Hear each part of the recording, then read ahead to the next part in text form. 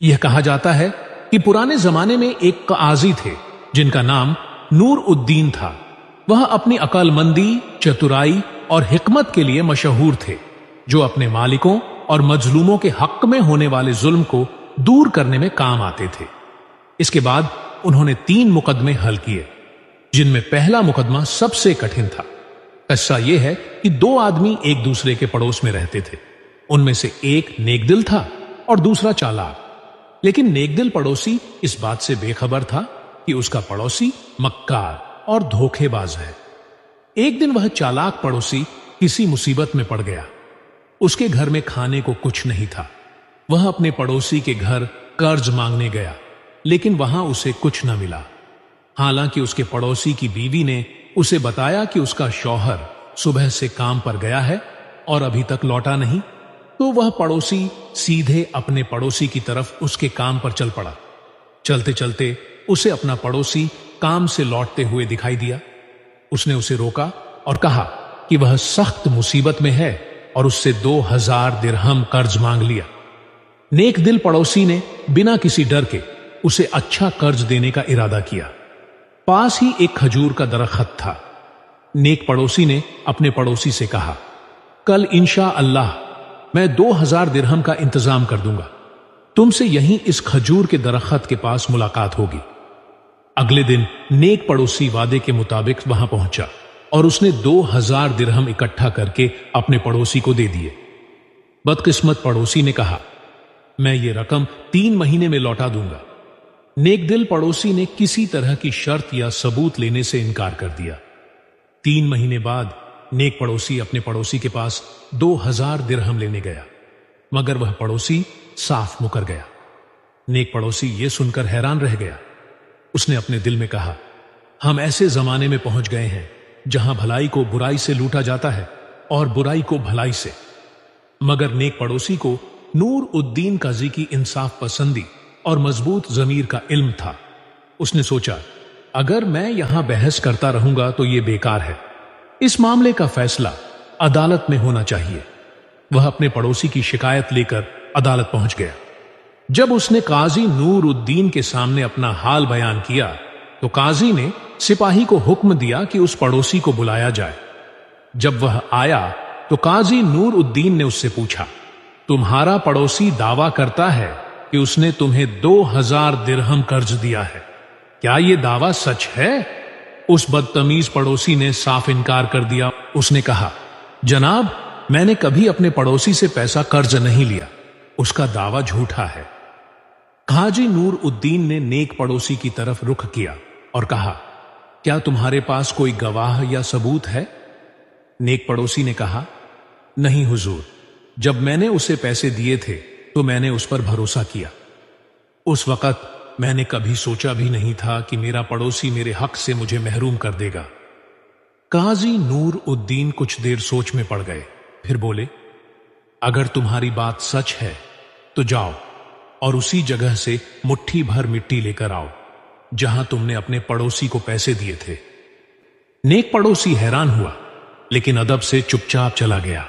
जब देर हो गई और वो वापस न आया तो काजी नूर उद्दीन ने उस बदचलन पड़ोसी की तरफ देखा और अचानक पूछा, तुम्हारा पड़ोसी इतनी देर क्यों कर रहा है, जानते हो? बिना सोचे समझे उसने जवाब दिया, जनाब, वो जगह यहां से काफी दूर है। काजी मुस्कुराए और बोले, तो फिर यह कैसे मुमकिन है कि तुम ये जगह जानते हो, अगर तुमने वहां कभी पैसे नहीं लिए? अब साफ हो गया कि तुम्हारे पड़ोसी का दावा सच है। इस तरह काजी नूर उद्दीन ने हकदार का हक साबित किया और हुक्म दिया कि उस शख्स को कैद किया जाए जब तक वो 2000 दिरहम वापस न लौटा दे। दूसरा मुकदमा। कहा जाता है कि एक बूढ़ा आदमी अपने गधे पर सवार होकर अपने घर के लिए आटे का एक थैला खरीदने बाजार गया। वह बाजार पहुंचा और आटे का एक थैला खरीदा। यह भारी था, तो एक ताकतवर आदमी ने उसकी मदद की और आटे के थैले को जमीन से उठाकर गधे की पीठ पर रख दिया। फिर बूढ़े ने आटे का थैला गधे पर लादकर घर की तरफ रवाना हुआ। रास्ते में गधा ठोकर खा गया और आटा जमीन पर गिर गया। बूढ़ा उसे उठाकर गधे पर दोबारा नहीं रख सका। वह ऐसा ही कर रहा था کہ ایک طاقتور نوجوان وہاں سے گزرا، لیکن وہ بدصورت اور کمینہ تھا۔ اس نے بوڑھے کی طرف دیکھا اور کہا، تم یہاں کیوں رکے ہو بوڑھے؟ بوڑھے نے نوجوان سے کہا، میں بازار گیا اور آٹے کا تھیلا خریدا۔ گھر واپس جا رہا تھا کہ گدھا ٹھوکر کھا گیا اور آٹے کا تھیلا زمین پر گر گیا۔ میں اسے گدھے کی پیٹھ پر دوبارہ نہیں رکھ سکتا۔ نوجوان نے کہا، میں اس تھیلے کو اٹھا کر گدھے کی پیٹھ پر رکھ سکتا ہوں، لیکن تم مجھے اس کے بدلے کیا دو گے؟ بوڑھے نے کہا، کچھ نہیں۔ تو نوجوان نے آٹے کا تھیلا اٹھایا اور گدھے کی پیٹھ پر رکھ دیا۔ پھر بوڑھا آٹے کے تھیلے کے پیچھے سوار ہوا۔ وہ جانے والا تھا کہ نوجوان نے پوچھا، تم کہاں جا رہے ہو بوڑھے؟ آدمی نے جواب دیا، بیٹا میں گھر جا رہا ہوں۔ نوجوان نے پوچھا، اور وہ چیز کہاں ہے جو تم نے مجھ سے وعدہ کی تھی؟ بوڑھے نے جواب دیا، میں نے تم سے کوئی وعدہ نہیں کیا۔ نوجوان نے کہا، بوڑھے تم جھوٹ بول رہے ہو۔ بوڑھے نے کہا، بیٹا میں نہیں سمجھا کہ تم اس کا کیا مطلب لے رہے ہو۔ نوجوان نے کہا، جب میں نے آٹے کا تھیلا زمین سے اٹھایا اور تم سے پوچھا کہ تم مجھے اس کے بدلے کیا دو گے، تو تم نے کہا کچھ نہیں، اور میں وہی چیز چاہتا ہوں جو تم نے مجھ سے وعدہ کی تھی۔ بوڑھا اس کی باتوں سے حیران تھا اور نوجوان کو سمجھانا چاہتا تھا۔ اس نے کہا، جب تم نے مجھ سے بدلے میں پوچھا تو میرے پاس تمہیں دینے کے لیے کچھ نہیں تھا۔ نوجوان نے کہا، نہیں مجھے اس سے کوئی سروکار نہیں، اور تم مجھے وہ چیز نہیں دو گے جو تم نے وعدہ کی تھی۔ بوڑھا پریشان تھا اور وہاں کھڑا رہا۔ اس نے نوجوان سے کہا، اے میرے بیٹے میں تمہیں وہ چیز کیسے نہ دوں جو میں نے وعدہ کی تھی؟ نوجوان نے کہا، میں نے تم سے کہا کہ یہ میرا کام نہیں ہے اور مجھے وہ چیز لینی چاہیے جو تم نے وعدہ کی تھی۔ بوڑھا اور جوان قاضی نور الدین کے پاس گئے۔ جب وہ اس کے سامنے کھڑے ہوئے تو انہوں نے اپنی داستان بیان کی۔ جب قاضی نور الدین نے یہ داستان سنی تو حیران ہو گئے۔ انہوں نے بوڑھے شخص کی طرف دیکھ کر کہا، تم نے اس جوان شخص سے وعدہ کیا تھا کہ گدھے کی پیٹھ پر رکھے آٹے کی بوری لینے کے بدلے میں وہ تم سے کچھ بھی نہ لے گا؟ بوڑھے نے کہا، جی ہاں حضور یہی سچ ہے۔ پھر قاضی نے جوان کی طرف دیکھا اور کہا، اور اب تم بھی کچھ نہیں چاہتے، صرف وہی جو اس بوڑھے شخص نے تم سے وعدہ کیا تھا؟ جوان نے کہا، جی ہاں حضور بس یہی ہوا۔ اس وقت قاضی کو محسوس ہوا کہ یہ جوان بے شرم اور ناخلص ہے۔ انہوں نے کچھ دیر سوچا، پھر حکم دیا کہ ایک نائب جا کر گدھے کو عدالت میں لائے جس پر آٹے کی بوری ہو۔ موجود لوگ حیران تھے، کسی کو نہ سمجھ آیا کہ قاضی کیا کرنے والے ہیں۔ چوکی دار گیا اور گدھے کو آٹے کی بوری سمیت عدالت میں لے آیا۔ اسی وقت قاضی نور الدین نے جوان کی طرف نگاہ ڈالتے ہوئے کہا، جوان اگر تم وہی چاہتے ہو جو بوڑھے شخص نے تم سے وعدہ کیا تھا۔ پھر قاضی نے گدھے کی پیٹھ سے بوری اتاری اور زمین پر رکھ دی۔ جوان نے ویسا ہی کیا جیسا قاضی نے کہا، بوری اتار کر زمین پر رکھ دی۔ پھر قاضی نے کہا، اب اس بوری کو زمین سے اٹھاؤ اور گدھے کی پیٹھ پر رکھ دو۔ جوان نے ویسا ہی کیا اور بوری اٹھا کر گدھے کی پیٹھ پر رکھ دی۔ قاضی نے جوان سے پوچھا، جب تم نے بوری زمین سے اٹھا کر گدھے کی پیٹھ پر رکھی تو تمہیں اس کے نیچے کیا ملا؟ جوان نے کہا، کچھ بھی نہیں۔ قاضی نے کہا، تو یہی لے لو، یہی وہ ہے جو اس بوڑھے شخص نے تم سے وعدہ کیا تھا۔ تیسرا معاملہ، کہا جاتا ہے کہ ایک آدمی کے 3 بیٹے تھے اور تینوں بیٹوں کا نام ایک ہی تھا۔